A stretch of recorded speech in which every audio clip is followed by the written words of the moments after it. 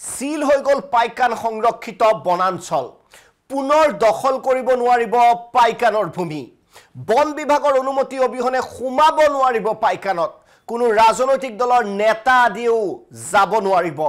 ৰাহুল গান্ধী অসমলৈ নহাহেতেন গুলি চালনাৰ ঘটনা নঘটিলেহেতেন উত্তেজনা বিয়পোৱাৰ কাৰণে উত্তেজিত হ'ল মানুহখিনি পাইকানৰ গুলি চালনা কাণ্ডক লৈ পুনৰ বিস্ফোৰণ হিমন্ত বিশ্ব শৰ্মাৰ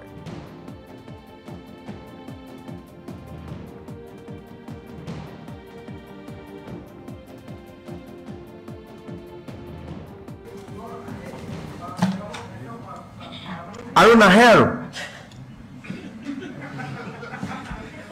এটা ষ্টেজৰ পিছত নাহে আৰু এইটো আহাটো বন্ধ হৈ গ'ল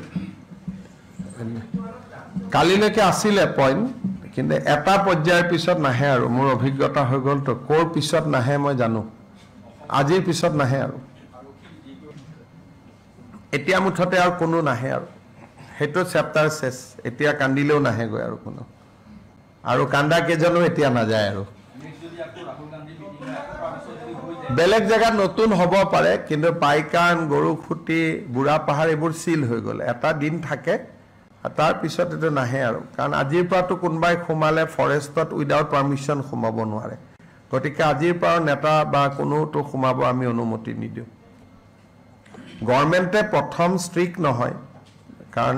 এইবাৰ হাইকোৰ্টেও আমাক কৈ থৈ দিছিলে যে মানুহখিনি কৰবাত নোযোৱালৈকে অন্তত টেণ্টৰ সুবিধা দিব খোৱা পানী দিব গতিকে আমি এভিকশ্যনৰ পিছত অলপ মানৱীয়ভাৱে যি কেইদিন থাকে থাকিব আৰু আমি প্লেণ্টেশ্যন আৰম্ভ কৰোঁ এতিয়া আমি কালি পৰহিৰ পৰা তাত প্লেণ্টেশ্যন আৰম্ভ হৈ যাব নতুন যোৱাকালিতো এই বিষয়ে মই কৈছোঁৱেই আৰু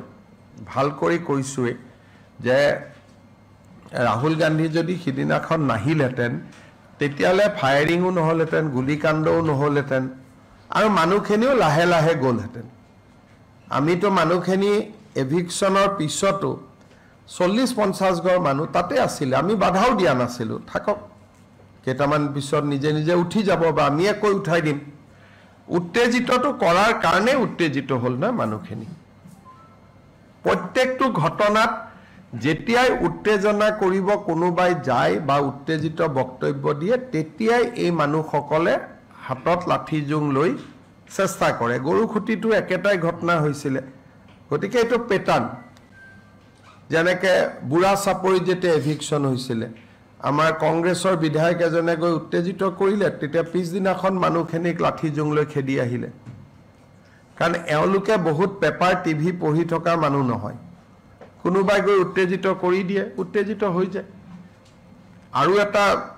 এটা তেওঁলোকৰ সাইকোলজি আছে তেওঁলোক য'ত থাকে জায়গাখিনিত কংগ্ৰেছৰ পৰিৱেশ আছে নহয় কাৰণ তেওঁলোকে এইকাৰণে ভাবে অহাবাৰ চৰকাৰখন কংগ্ৰেছৰে হ'ব বুলি কাৰণ সেই জায়গাবিলাকত এতিয়া চাপৰত যদি আপুনি থিয় হয় কংগ্ৰেছে লাগে গোৱালপাৰাত থিয় হ'লে কংগ্ৰেছে লাগে যিখিনি জায়গাত এভিকশ্যন হৈছে বা ঢিং লাহৰীঘাটত থিয় হ'লে কংগ্ৰেছে লাগে গতিকে সেই জায়গাখিনিৰ মানুহে অসমৰ বাকী ৰাজনৈতিক পৰিৱেশটো তেওঁলোকে বিশ্লেষণ কৰিব নোৱাৰে তেওঁলোকে ভাবে ৰাহুল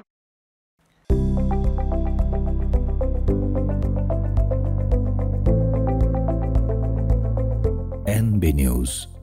সহজ সৰল ভাষাত নৱভাৰতৰ কথা